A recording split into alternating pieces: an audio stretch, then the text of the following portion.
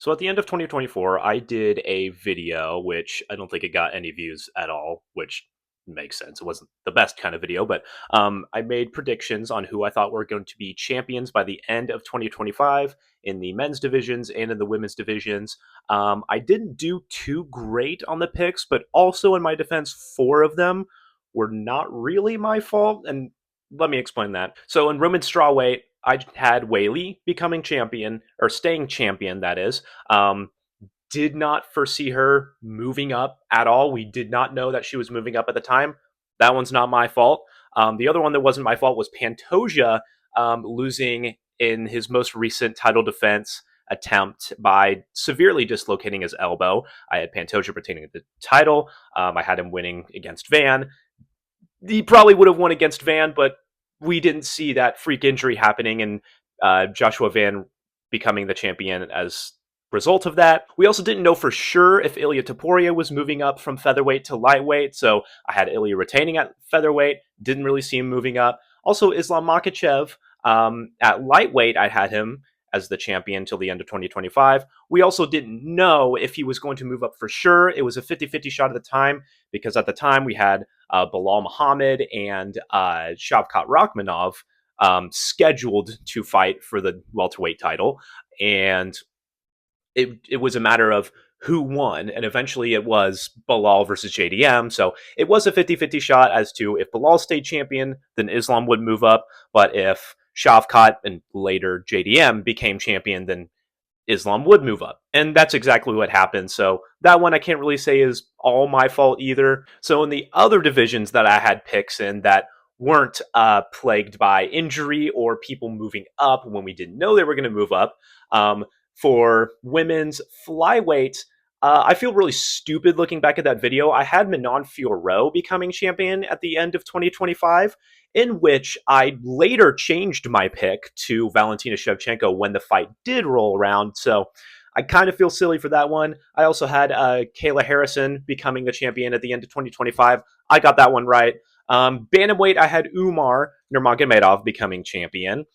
That did not happen. In fact, Merab beat Umar in their match, which I predicted all the way through that Umar would beat Merab, but that did not happen. And then Peter Yan became champion at the end of 2025. So I did not expect Peter Yan to be champion at all. Volkanovski ended up regaining the title at featherweight. Did not see that. Ilya Topuria moved up and became lightweight champion. Did not see that. At welterweight, I had either Islam or Shavkat based on the 50-50 shot of if Islam was going to move up or not. I said if Islam was going to move up, he would become champion, and that did happen, so I will take that W there. Also, at middleweight, I had Hamzat Chimaev becoming champion at the end of 2025 and beating Dricus du Plessis, and I got it right in that video. Later, when the fight did roll around, I changed my pick and said that DDP would beat Chimaev, so technically I was wrong when the fight did roll around, but I was right in that video, so let me take the dub there. Another thing that I changed my mind on was in the video, I said that Pereira would beat Ankalaev, and I later changed my pick when the fight rolled around and said Ankalaev would beat Pereira, so I'll also let myself take the dub there at light heavyweight. And then finally at heavyweight, I said Aspinall would be the champion regardless of if he fought Jones or not, so I was right there. So with all that recap out the way, let's get into who I think will be the champions at the end of 2026, starting at the women's divisions and moving up until we get to the heavyweight men's division. So for women's strawweight, I'm going to keep my Zhang Weili pick. I did not foresee her moving up and challenging Shevchenko for the title. And right now, Mackenzie Dern is the champion at strawweight. That is not a world I thought I would ever see myself living in, but Mackenzie Dern is the undisputed women's strawweight champion. And so I think Weili will move back down. I think after losing to Shevchenko, she'll consider her options. Does she move down? Does she stay up at flyweight? And I think she will move down, and I think she will absolutely smoke Mackenzie Dern in the same way that she smoked Carla Esparza. So Zhang Weili, 2025 or 2026, strawweight champion. At flyweight, I learned from my mistake in the 2024 video, in the 2025 video. I filmed it in 2024, so if I say 2024. That's what I'm referring to.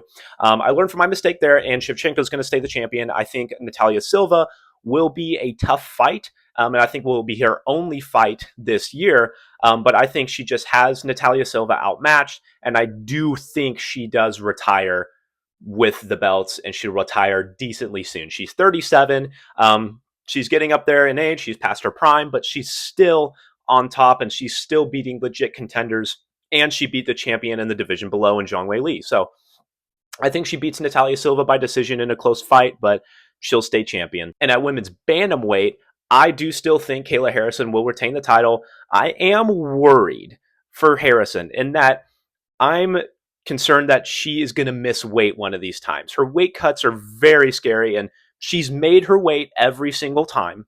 But I'm still worried that one of these times, just one time, that she will miss weight. But I do think she beats Amanda Nunes in her upcoming title fight. I think Nunes, very good. She's the women's GOAT right now, but I just think Kayla Harrison is too much. She's too big. She's too physical. And she's too strong in the grappling, in my opinion. I think she's just going to outmuscle and outwork Nunes. I could see Nunes, like, if she survives the first couple rounds, I could see Nunes dragging her into deep waters, tiring her out, and just making her work, due to the weight cut, the drain that it has on her body. If she goes to 5 rounds, I think she could be very tired because of that, and I could see Nunes taking over, but I still think that Harrison is just going to outmuscle Nunes. Nunes has been out for 2-3 years at this point. And she's also getting older. I think she's 36 now, but I just think Harrison retains the title. Moving on to the men's divisions. This one's a weird one because Joshua Van's the champion right now, and I think there's 3 contenders for the belt right now. We have Tatsuro Taira, we have Manel Kape, and we have the returning Alexandria Pantoja, sorry. And I don't think that, hypothetically speaking, Pantoja doesn't come back for a while, which he looks like he's healing up pretty decently well. But let's say he doesn't come back and challenge for the title immediately, and it goes to Taira or Kape, or, let's pretend that Pantoja just doesn't exist at all. I don't think Joshua Van lasts very long as champion with the other contenders. I think Tatsuro Taira beats him. Tatsuro Taira is just way too good with the back take ability. And I know Van beat Ray Saruya, a pretty good grappler in his own right. He stuffed most of the takedowns. When he did get taken down, he popped right back up to his feet and was outboxing Saruya. But Taira's just different. Taira has an amazing back take ability. We all talk about Pantoja's back take ability. Taira's is probably better, and he has the better submissions all around. He's not as good of a striker, but I do think that, stylistically, he does just take down or just get the back of Joshua Van, and I think he submits him pretty quickly.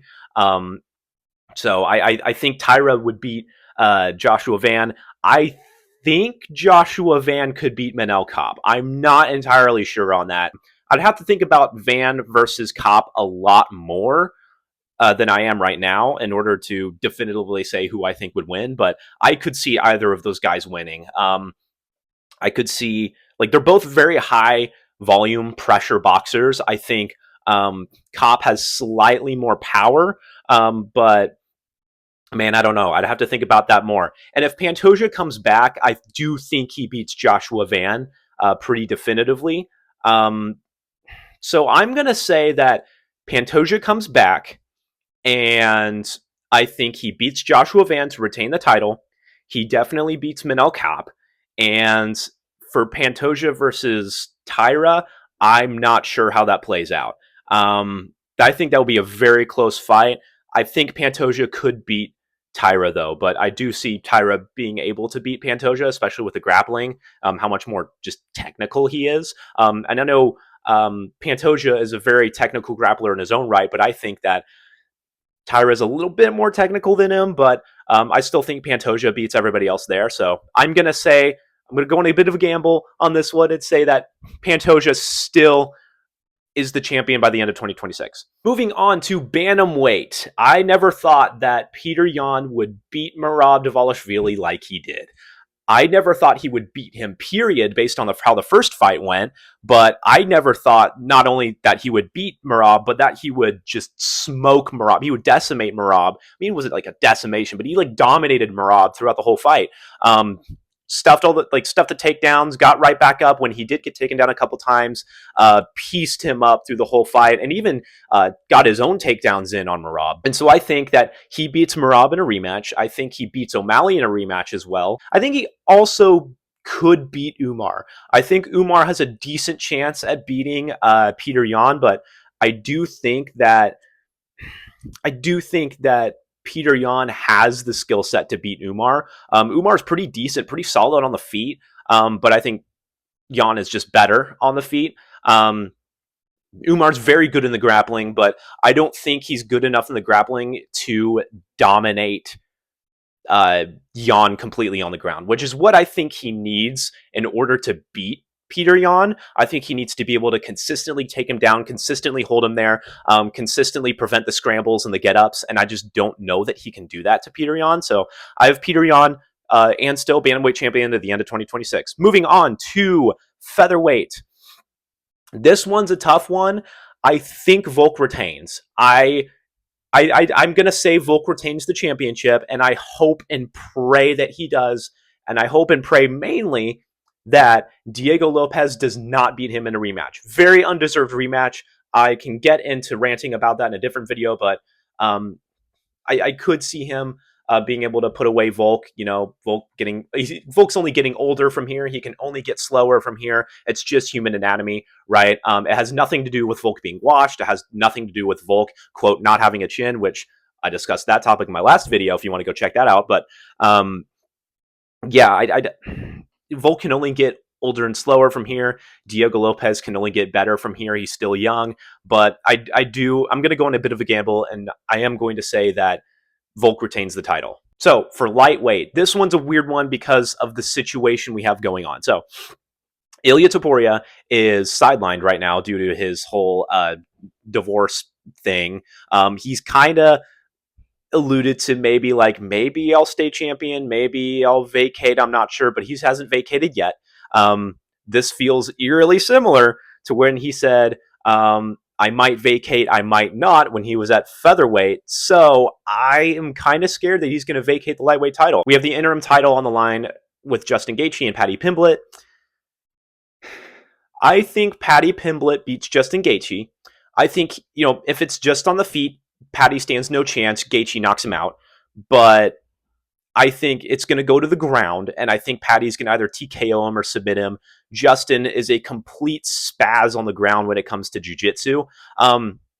He's shown good takedown defense against people who aren't good specialists in the grappling area, right? Like Dustin Poirier, Eddie Alvarez, Rafael Fiziev, guys like Michael Chandler, even Michael Chandler has a really good wrestling pedigree. He just doesn't have any jiu-jitsu whatsoever. So, Justin's able to shuck off the takedown attempts. He's able to hit reversals and get back up to his feet against these kind of guys. But when it comes to these grappling specialists, and especially these guys who have really high levels of jiu-jitsu, like Charles Oliveira, Khabib Nurmagomedov, and upcoming Paddy Pimblett, right? These guys have very high-level ground games in MMA specifically, and I just don't think he's going to be able to hold his own in the ground. And I think Paddy Pimblett either TKOs or submits him in their fight. And this is where it gets weird, because if Ilia Topuria does vacate, then unfortunately I have to sit here and say that I think Paddy Pimblett is the lightweight champion by the end of 2026, and that's such a weird thing to say.